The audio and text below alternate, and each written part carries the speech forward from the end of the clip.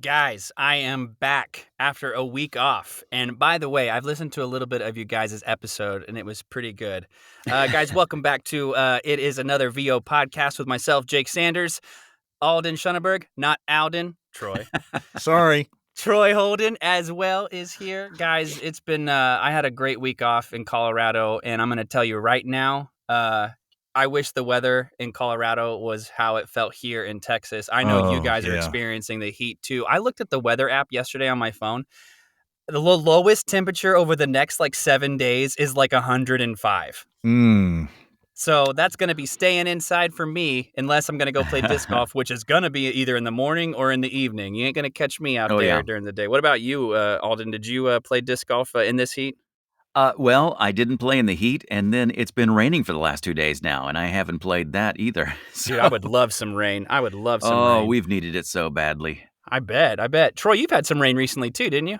We had rain, had a really good shower Saturday, and we had a little bit last night, but the wonderful part is it's been in the low 80s yesterday and today. Without the rain or just because of the rain? Even without the rain. Yesterday, I mean, the sky had this spring look, you know how there was no haze or anything, beautiful blue sky and about 82, 83 degrees. And last night about 7:30 as the sun started to drop, there was this nice breeze coming across. I mean, it was phenomenal. Well, I'm super jealous. For this time of year. Yeah, it won't last because we've been like you. We've had heat indexes, 108, 110. It's been miserable. Yeah. Miserable. I really do not get out much during the day except to get the mail. And then sometimes even by the time I get back from the mailbox, which, mind you, is 30 feet outside of my front door, I'm like, yeah, bring a freaking water bottle with me or something. Yeah, there was a break in the rain earlier, and I went out and walked through my orchard, and it was pretty nice. Yeah. You have an orchard? That's good. I got about 5 or 6 fruit trees. That's awesome. I call it my orchard. What kind of fruit is it? Pears and apples. Oh, that's cool. I actually have a pear tree myself, but I am pretty sure it's on its way out over these last 2 summers with the heat. We have yet to see pears from that. I also, I did have 2 peach trees. One of them did did die because of the heat last year. And then this year, the other one did produce some fruit. I think in total, we got maybe 12 to 15 peaches that we could eat. Oh, yeah. They were good, but I'm really worried that the heat this year is going to take this one out as well. So, yeah, it's been rough. My apple that bloomed last year and had 1 apple on it, that got pretty damaged by Japanese beetles last year, so it went dormant early and then came back kind of in preservation mode. So it didn't do any blooming or put any apples out. Mm-hmm. But my pear tree produced some nice pears that have just started to ripen. In fact, there's just a few left now. So that's small awesome. trees. I'm still getting started. Sure. Well, that's really cool. So like I said, I did listen to a little bit of y'all's episode. Did you guys have a good time recording that? Yeah. Oh, yeah. We got a little carried away, I think. It went a lot longer than we meant. Yeah. I think I saw that was 48 minutes or something. We have Jake pulling the reins on us. Yeah. Hey, wrap it up, guys. Yeah, that's my job. There's so much controversial stuff around that, and I think that's why it went further. We tried to touch all aspects. Yeah, so. We didn't want to pass over anything too quickly and not give the attention it needed. Well, then I definitely need to check out that whole episode then just to hear what you guys have to say. And in fact, today's topic also might be a little more controversial because we're going to be talking about prices, rates, and quotes. And I know that the three of us have different opinions, have different ways of going about this, which I do want to just say right off the bat, that's okay. For anyone listening, for you guys, it's okay that we're different. It's okay that you're different in your rates. But I do want to talk about just kind of some important aspects of pricing and rates and quoting the jobs out there. And then things you should look for when you're quoting, if they do ask for a quote, and things you should try to avoid just to protect yourself because your voice and your voiceover is your intellectual property. And avoiding certain things will not only help you, but will help the community in the long run. Yeah. So first of all, pay to plays. Let's talk about real quick pay to plays. Typically, unless it's I'm only on voices.com and freshly on 123 for about a month now. I do like that 123 has an option for the client to say looking for a quote, because then that allows you to quote within what you would normally quote for a job. That's pretty cool. Now, what concerns me is sometimes I've had a job or two that it says looking for a quote, and I've quoted based on, some non-union industry standard rate guide. I use GVAA if I can, when and where I can. And I'm worried sometimes that they see that and they don't even give me a listen. I don't know what they see on their end. I have had people listen to, jobs where I have openly quoted, and I've even been shortlisted for stuff like that as well. But it does concern me because I know sometimes, depending on the production house, depending on who their client is, they may not have the exact budget for what would be considered non-union industry standard, which is okay. And it's okay to work within those ranges, but it is concerning when you are trying to, quote based on what you're worth. And that again is up to you to decide what you're worth. Now, what's your experience, guys, when quoting jobs based on what you want to do? Do you stay more like, do you try to aim lower just to kind of beat other people out, or do you try to go with what you're willing to work for? You know what I mean? Like, what's your way of going Mm. about that? How about let's start with you, Alden. Well, it depends on, like you said, I'm on those sites as well. And if I'm quoting on those sites, I have a little bit different approach than if I'm quoting to a direct client who reached me through my website or through my email marketing process. Mm-hmm. If they're reaching to me direct, I quote them directly from my rate sheet. Okay. And so that way I can be consistent every time with everybody uh, in that avenue. If Mm-hmm. I'm quoting on one of the websites, I do take their budget or their price that they've put up into account first. Sure. If it's really, really low and I'm not comfortable working for that price, then I try to maybe mix it somewhere in between where they are and where I am, try to find a happy medium, um, you know, eh, using that approach. And anyway, for me, that's the approach I take. I like that too, and it's great that you brought the rate sheet up too, because I think I told you guys recently, and maybe even sent it to you guys. I created a rate sheet recently. I don't post it publicly on my website, but I have run into the issue with I say issue. I have run into the scenario in direct marketing. Will someone say, "Hey, do you have a rate sheet?" So I figured it might be easier to have that. Now I do include some stipulations on there as far as whether or not my rates are negotiable, whether or not there can be discounts applied, or if there would be a discount applied for bundling kind of thing. So I do think it's good to have a rate sheet, but me personally, I'm not going to post that on my website because I don't want to get. I'd rather have a discussion about what they need and what their budget is than just Yeah, have them look at yeah, my rate sheet and then question my quote later on. yeah, and we can Uh, talk about that too, for sure. oh, absolutely, yeah. What about you, Troy? What's your process about quoting? Like, who do you where do you go to get your quotes? How did you learn how to quote? Any of that you could add to this? Well, starting out, I didn't know anything. I was, doing a lot of cheap work. I was Hmm. not on pay to plays. It was strictly Upwork and Fiverr. Sure. So I was doing stuff for experience, and I'm sure a few jobs were probably done way under what they should have been. Hmm. But I really wasn't doing anything that was going out for broadcast use or anything. It was a lot of YouTube junk, you Right. know. So once I started getting educated about it, GVAA came into play. I started learning it more, understanding the rights and the usage more.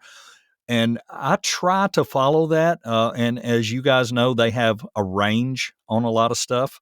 Yep. Let's say it says 250 to 500 or whatever. I'm just throwing that out there.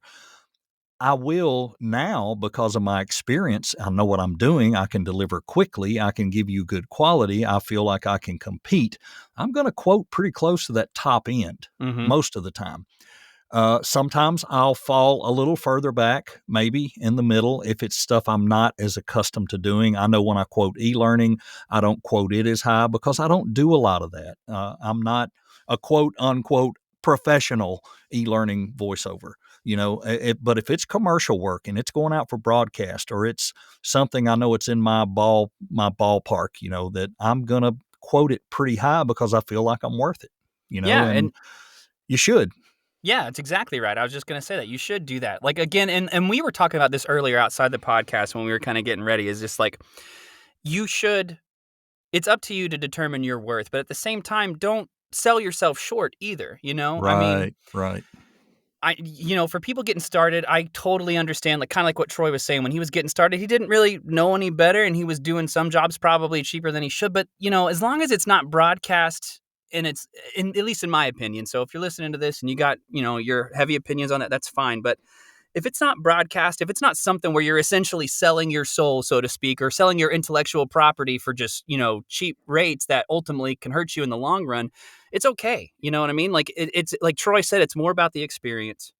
But as you do get more experience and as you do get more confident in your abilities, I highly recommend to get familiar with a rate guide. I mean, GVAA, like I said, Global Voice Acting Academy is what I use. I know Gravy for the Brain has a rate sheet. Even Voices.com has a rate sheet. And last looking at Voices.com's rate sheet, it's not far off in certain circumstances from it's the rates on GVAA from what I can see. There's differences. It's very simplistic too. Yes, it is simplistic. You're right. And Alden brought up something earlier, again, when we were talking about the podcast was, it'd be nice to have a rate sheet that kind of helped rate within your experience level as well. And I think that would definitely be great too, to have, especially for newer people.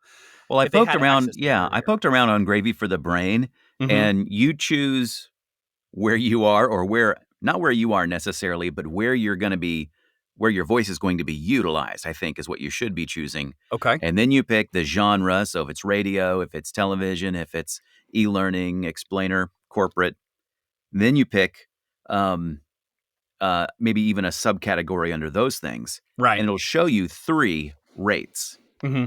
One for, somebody who's just getting started in voiceover, somebody who is an intermediate, has been at it a while, has learned a lot of the tricks, and then somebody who is at the top level and has 3 different rates for that. I thought that was kind of interesting. Yeah. I have And to check that out too. Yeah, for the GVAA, it's similar, but you just have to, because it gives you a range instead. So just assume that the bottom of the range is your beginner level and the top of the range is, your top talent. Right.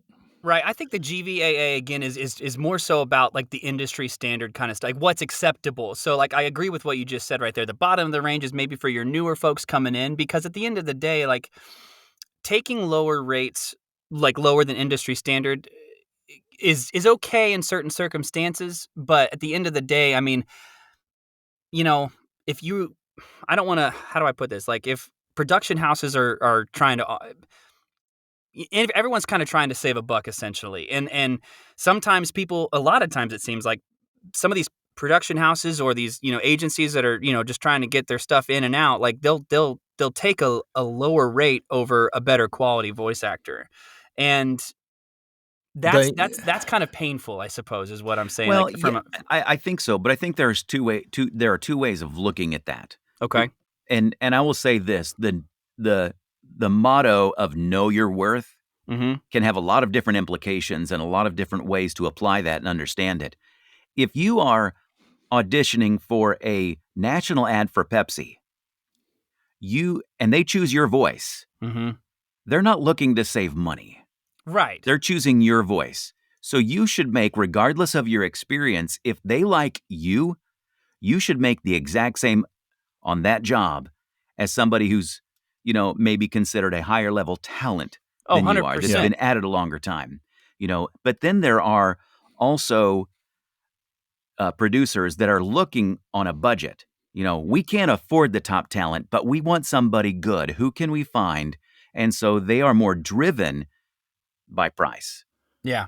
And let me throw this in there. There are production houses or whoever that put things on the pay-to-plays, excuse me, and they do not disclose what they should. Right. Okay, so here's an example. They put something out there that says, we need a sportscaster type voice for 2 short lines for a video. You know what that could be? It could be a national spot. Right. And you're just in the background giving that. How do I know that? Lesson learned. That's how I know that. Because I auditioned for a spot like that, won the job, had no clue who the client was or anything, and didn't ask the right questions. So I ended up lending my voice to a national spot. Just a couple sentences. Okay. Yep. But I only got paid $350. Yeah. Yeah. And that should have been $1,500, $2,000, $2,500.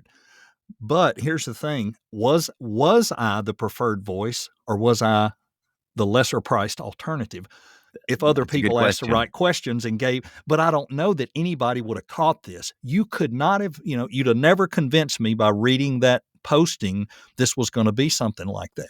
Right, Yeah. which is And it was sneaky in of huge. itself, man. Yeah. Yeah. Yeah, it's not Yeah. right. So they are in their own way doing things to cause us to sometimes go in too low and then when, you get to the session, here they say, can you jump on Source Connect? And we just want to listen, or Zoom, and we want to hear you record it and blah, blah, blah. Sure. Yeah, $350, a couple lines. Yeah, I would do that for anybody. Yeah. And then you find out who's in the room. You're going, wait just a freaking minute.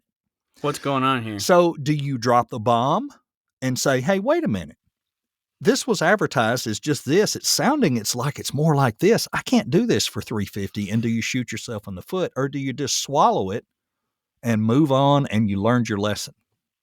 And that's what I did. I learned my lesson, but well, let me ask you this. And if that happens again, are you yourself going to say, well, hey, wait a minute?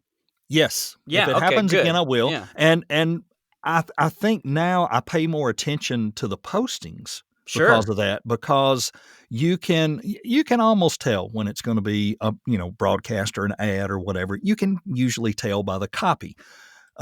This one, you couldn't tell, is this just going to go on a YouTube channel, or are they just using this for this or that? But then when they go, well, this is so-and-so from this company and so-and-so from this company, and they're going to be, and you're going, whoa, wait just a minute. That's a whole different ballgame. But yeah, I would definitely, in the submission, when I send in my proposal, I would put now in the proposal, if this is this would be the rate. But if this is just for this type of use, this would be the rate. So I'll add that to the proposal.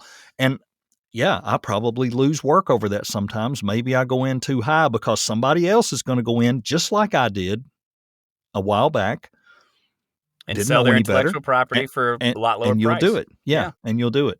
Yeah. Now, I do want to just throw out there real quick. This is not every production house. It's not every client that puts it. No. But that's right. Yeah, they are out there, and and like Troy said, you got to be diligent about what the post says, and you got to think about what exactly you're reading. I mean, and as you do more auditions, you kind of get a feel for what kind of job you're actually doing. So, and it's okay to ask questions. Now, if they go silent on you, and maybe you don't get the job, probably turns out to be someone you don't want to work with anyway, right? Right. So likely. that I encourage everyone to always pay attention, and that not only goes for posting, that also goes, and this is kind of a little off topic, that also goes for how your audition should be labeled, especially if it's a production house or an agency.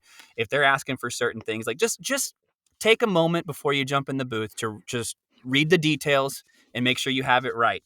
I don't know what you guys do, but anytime I open a new file to record an audition specifically for a production house or an agency, I go ahead and label it first.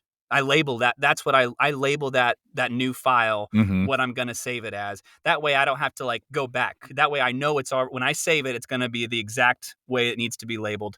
And that's way when I've edited, or if I don't apply any editing, when I'm done recording, I got it narrowed down. That way when I save it, it's ready to send right to the agent or the production house.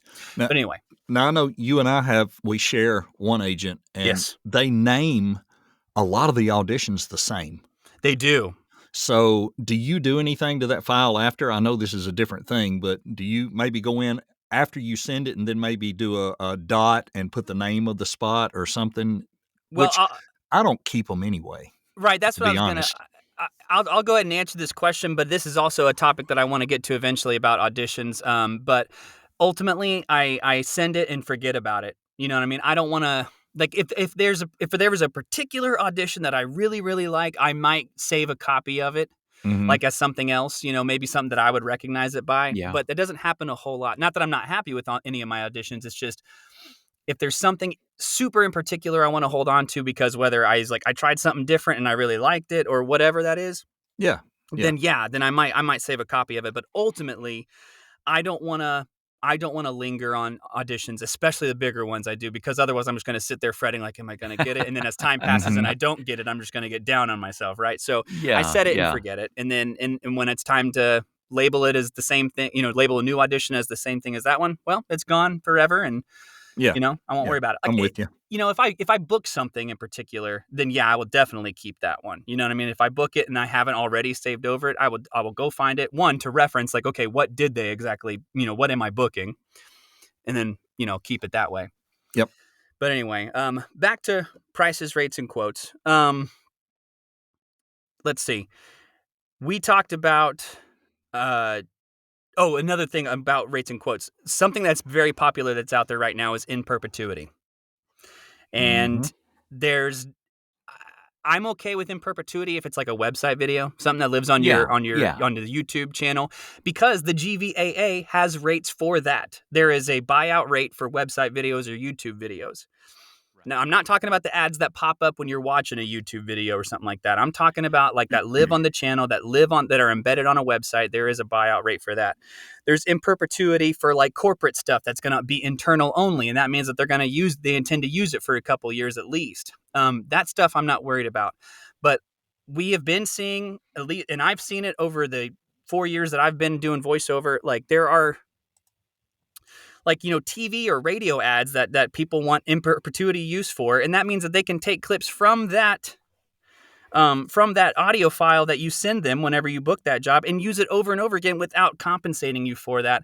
And there's just not a good enough rate for that, really. I mean, like there could be a big number, but no one's going to pay you for that. You know what I mean? Like, and that's something with that we as the voiceover community need to look out and stop auditioning for. I know that there's people that are out there just like giving their voice away essentially for, this might seem like good, maybe $1,500 to, $2,000 at a time, for a pop, but if it's in perpetuity and it's for broadcast use, that's nothing in the span, in the grand scheme of things. That means they can use it forever, and you're only getting $2,000. What does $2,000 get you? I mean, yeah, it sounds nice when you get it in a lump sum right then, but that's all you're getting, and they can use it forever.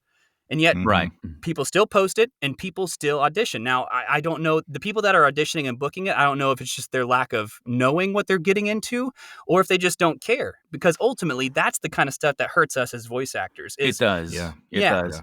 Now, when I audition for TTS stuff. Oh, yeah. We'll get into that in a minute.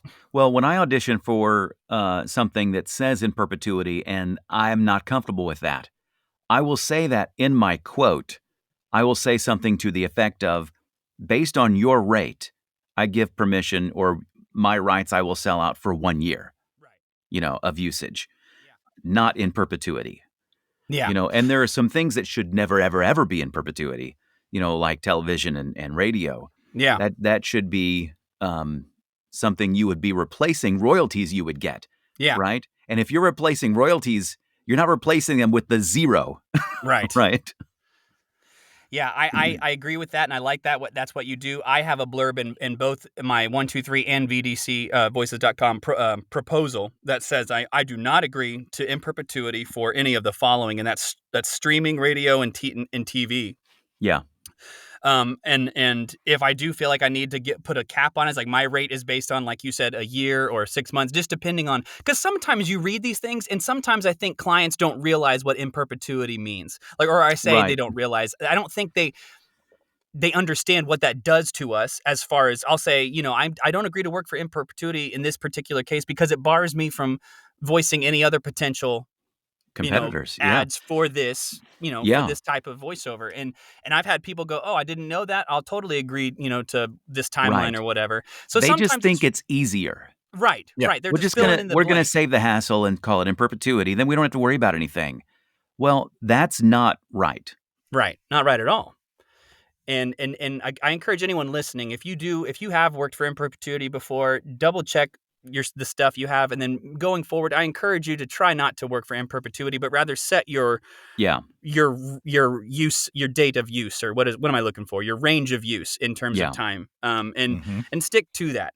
Like I said, there's certain things that are fine, website videos, YouTube channel kind of thing, in corporate stuff that's non-broadcast. I mean, as long as it's non-broadcast, that doesn't allow them, and you can even throw a blurb in there. I agree to non-broadcast perpetuity, but if this ever needs to go broadcast, contact for licensing or whatever that looks like to you, and put that on your rate sheet. Yeah, make sure that you say that on your rate sheet as well. Yeah, non-broadcast, non-paid placement.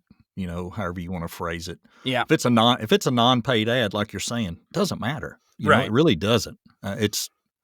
Yeah.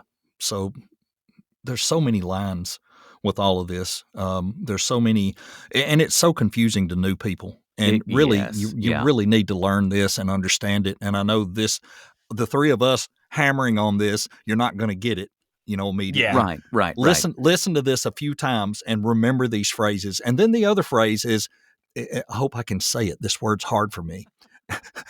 Exclusivity. Exclusivity. You don't you got to be very careful with that, because you could get tricked into that and not know it. You really need to pay attention if that's in there.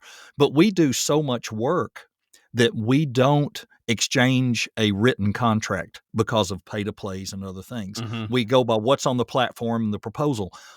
If you could, if you could always get someone to say, hey, I want to give you this covers the usage, and this covers the exclusivity, Mm-hmm. and this, and all it is just a document for that. Has nothing to do with the rate. It's just saying this job only is for this and this. We would be smart to do that, but most of us don't, because we're afraid we'll step on somebody's toes or make them mad, or they'll go somewhere else. But I do know of a handful of voice actors that I have talked to that do that for every job. Yeah. And, not a bad idea. It's not. And in fact, I mean, I have an agreement as well. Now, a lot of times, I mean, I've used it once so far. And I mean, and I've obviously booked more than once, but I've used it once so far, because otherwise it's pretty normal stuff. Straightforward stuff that I don't really think needs it. So it's up to you to use it. But I do encourage you, if you're not quite sure how that goes, reach out to an entertainment lawyer. That's what I did. I had someone send me a template or kind of a copy of their agreement. And then I had an entertainment lawyer look over it. And I don't know if it's this way with every lawyer, but the lawyer I reached out to had a kind of like your first time discount price. It was basically half of what they normally charge for an hour.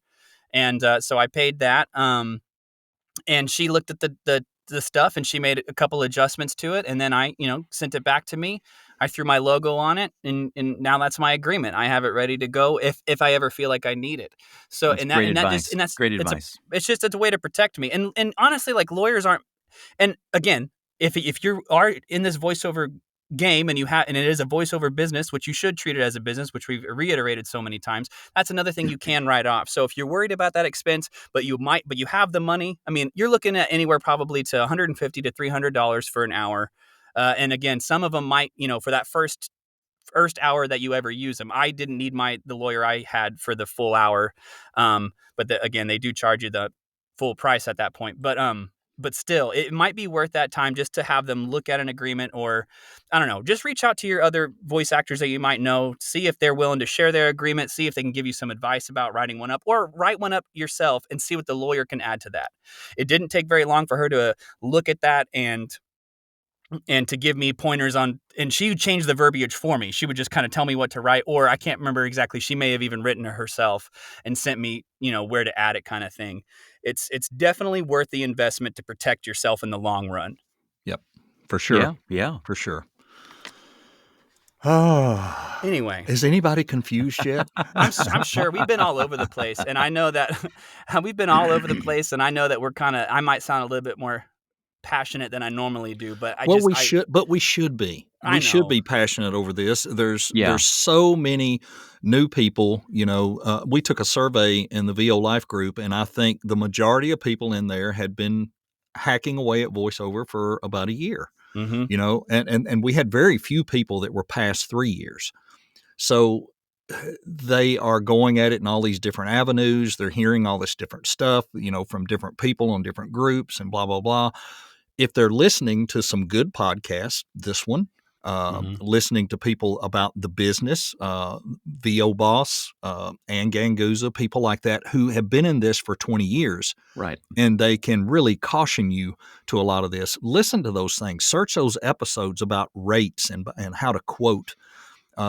It's a huge help, and you'll figure it out. It's not, once you get it figured out and you know how to run through the rates and read the charts and understand what's what, and this is digital placement, and this is this placement, and this is e-learning, and this is this. Mm-hmm. It's all different. It's not like, well, I just want to make so many dollars an hour. It doesn't work that way.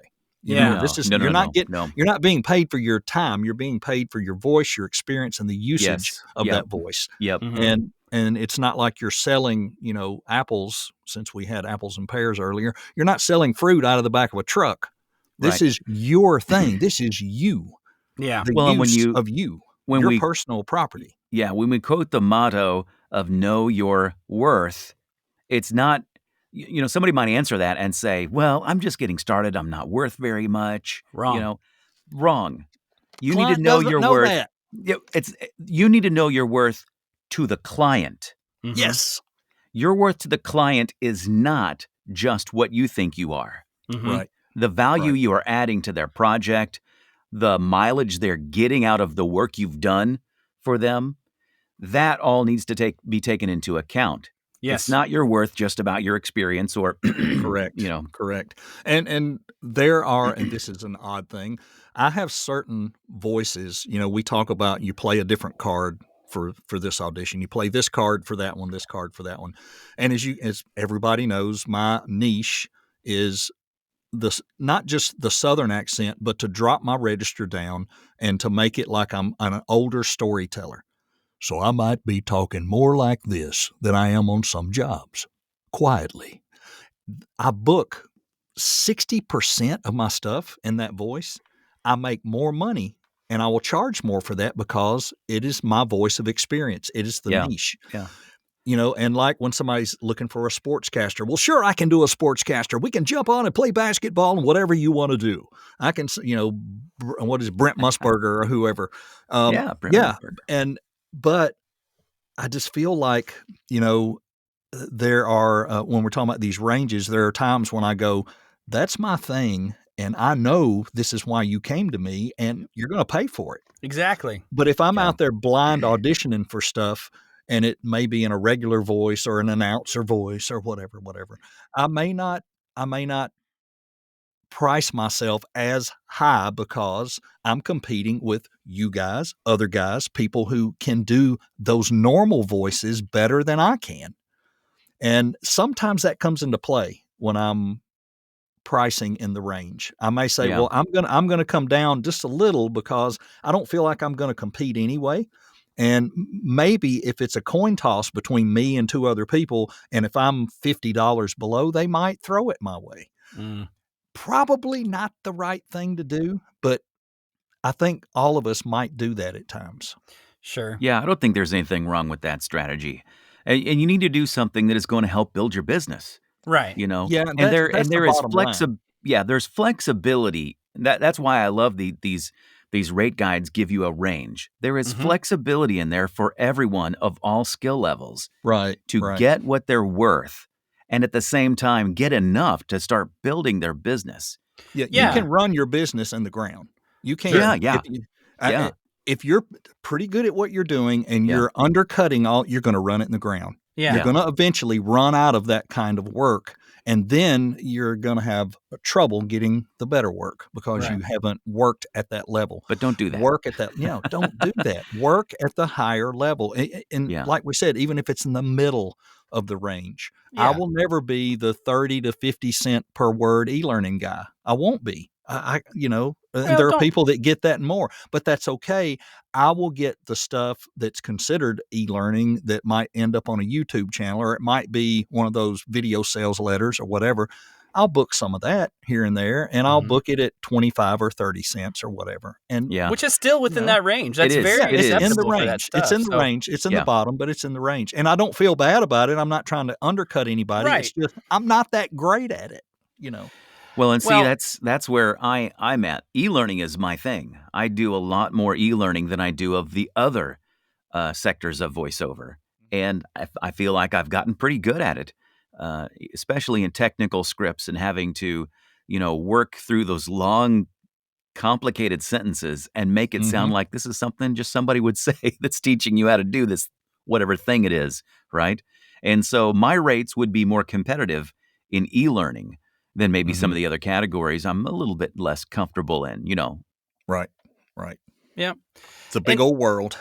And It here's the is. thing too with that rate guide. There's things you can do that make your rate seem more appealing to clients, especially when they need multiple videos or multiple audio files, because then you can start offering bundle prices or discount prices. You know what I mean? Mhm. And that always looks Mhm. good. Everyone likes a discount, right? I mean, like Oh, you yeah. go Everyone into a loves a restaurant. bundle. Exactly. Everyone loves a bundle. Yeah. I mean, Yeah, like what? If we've learned anything from Progressive, no. that's right.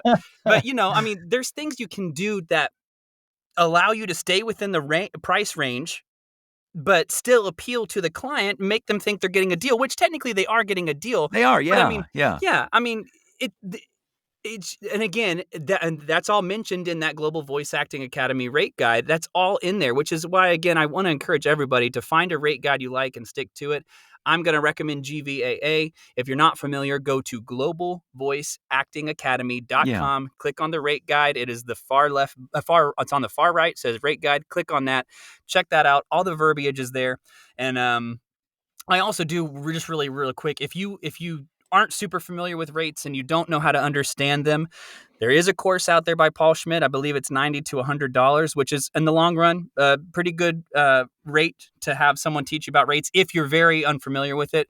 I won't Right. say that everybody needs to get it. A lot of it is straightforward. You just got to understand with what you're working on. But if you do want that help, you could go to Paul. And again, another business expense, you can write that off with your taxes. Um, And yeah, if he did and if not ask me to plug this, by the way. I am in his marketing course. I don't even think he knows I do this podcast. So anyway, but after learning marketing from Paul, I trust Paul. I like his style. So that's definitely something I would recommend you check out if you don't feel like you can understand rates on your own. That being said, I want to talk about one more thing before we get out of here, and it's Yep. kind of along the lines of in perpetuity. It's kind of but it is what Troy said earlier, the TTS, the text to speech stuff. I don't know about you guys. I don't want to step on any toes, but just looking at a bunch of TTS stuff that's been coming in over the last couple of years, I encourage anybody not to do those jobs.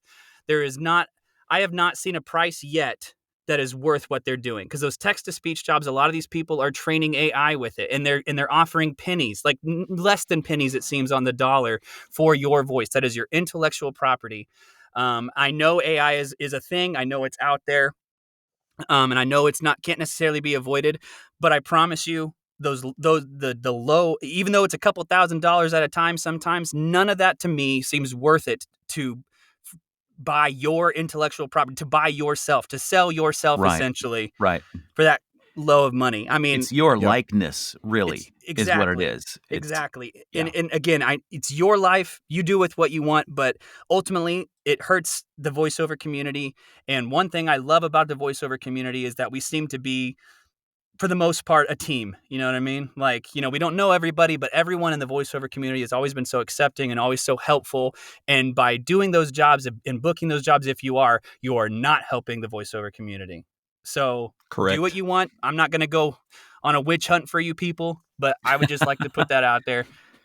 Don't do those jobs. Yeah, you're not helping yourself at Yeah, all. At exactly. all. Not helping It's yourself. it's it's hurting yourself. And quite frankly, what I have seen offered on those, and we're on the same sites, so we see them. Mm-hmm. They are absolutely a tiny fraction of what Mm-hmm. you would even find a rate guide saying that should be. Right. So Mhm. you're being asked to do something for $2,000, which looks like a big job. You probably should be making $100,000 on that. Yes. Yeah. Yeah, And I don't even know if you could put a price tag on it, especially if they're taking your voice, using your voice in perpetuity. Yeah. and for Yeah. whatever It's reason, in there. Yeah, for Yeah. whatever reason. Take your voice, Yeah. put it on like national commercials. And I mean, yeah, even if it was 100,000, I mean, well, look, 100,000 sounds awesome, right? But I want 100,000 because I booked a campaign and I'm doing something Yeah, for yeah, a yeah. year or two. Yeah. You know what I mean? Yeah. Right. But if they want to Right. reuse that stuff after that campaign's over, they got to pay me more, right? Like, Right. even if they Yep. gave you 100,000 for TTS, they could use your voice for the rest of your life and you don't see that money. You know what I mean? I'm sure people can make 100,000 last a good long while, but it does run out, right? Yeah. Yeah. For sure it runs out. Yeah. Heck yeah. Just never know if it's worth it. All right. Do you guys have any last things you want to add to prices, rates, and quotes before we get out of here? Yeah, I would say that you should have a rate sheet as early in your building your career as you possibly can. You want to have a rate guide, Mhm. even if you're only using it for yourself. Yeah. so that you Quick can Good go references point. or to, That's a something. good point. because if you go to the GVAA every time, you've got a range there. But maybe go and use the GVAA for the jobs you're most likely to do. Put a rate sheet together. I would keep it simple. Maybe mine's just one page, Mm-hmm. right?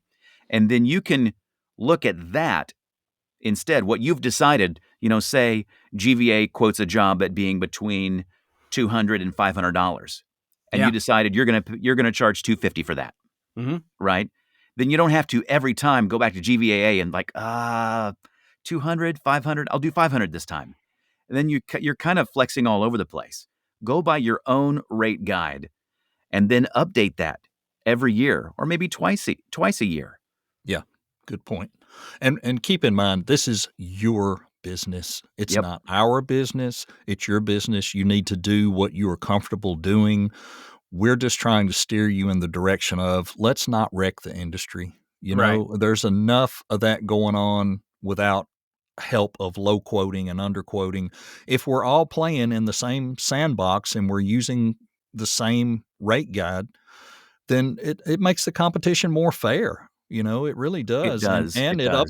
upholds the industry. And that's what we need to do is uphold this industry. If you're in this and you want to be in this for a long time, why wreck it? Why Yeah. wreck it on the front end? Yeah. I made my mistakes. I'm transparent about it. I admit them. I learn from them, but I won't remake them. And we want to encourage you not to start that way. Yeah. Right. And And here's the thing. Oh, go ahead. yeah, understand that the rate guide is there because the majority of that field of business has been willing to pay that price, Right. Mm-hmm. right? It's not there because you should demand that price and no less. It's, hey, listen, you're looking at making an explainer. Here's what people are getting paid for explainers. Yeah. So somebody's paying the people who are trying to hire you. This is what they have paid, or companies like them have paid. So it's Mm-hmm. okay to ask for that price.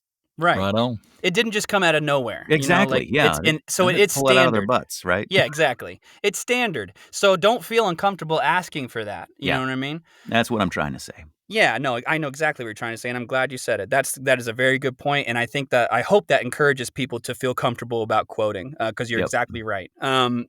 Before we do go, I want to promote one thing real quick. Troy, I know by the time this airs, one will have already happened, maybe two, but we have some Ask Me Anything scheduled, don't we, Troy? We do. What are those called specifically? Did we call those AMAs or did we call them something specific? I think we're calling it iron sharpens iron. There we Iron go. Sharper. I like that. Okay, and where can people find when the next one's going to come up? Are you going to be posting the VO Life on that? I have been putting it in the VO Life. We're going to do it on the first and third Thursday. Okay. So, we got the first one coming up this week, and then the next one will be on the third Thursday. And I think I got it set up where it'll actually use the same Zoom meeting each time. Okay. So once you get the link, Okay, you yeah. can always come back. It's just an open thing. We're going to try it with, mics on and let people ask questions live. We don't know if 5 people will show up or 50. You don't know. Yeah. So we're going to, play it by ear, try it for a couple months and see, but it's just to give people an opportunity to come ask these questions, other questions, and get a quick answer versus, well, you get 10 different posts from 10 different people with 10 different opinions. Yeah. At least this way you're going to get a pretty unified opinion from the 3 of us. So Right. Yeah. And I just want to say I'd love to see people come to that. I mean, not even just because I want to share knowledge, but just because I'd love to meet people in this industry who are just kind of doing what we do. Just understand. I mean, like Yeah.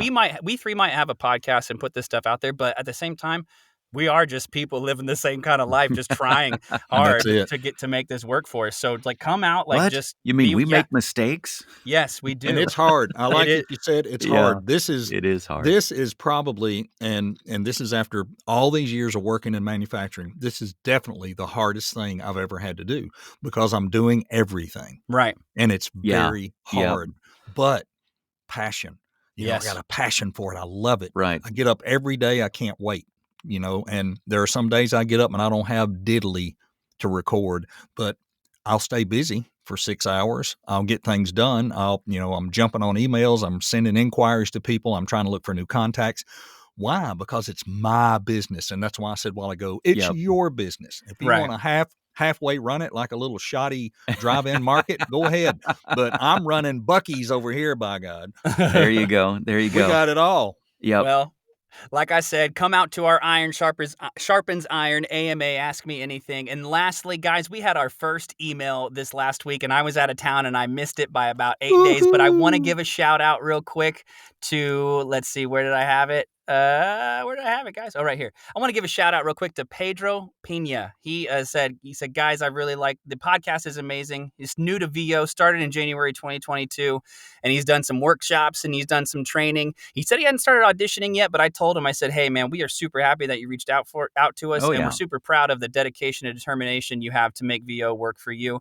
So Pedro, thanks again for emailing us, and just keep on grinding, keep listening.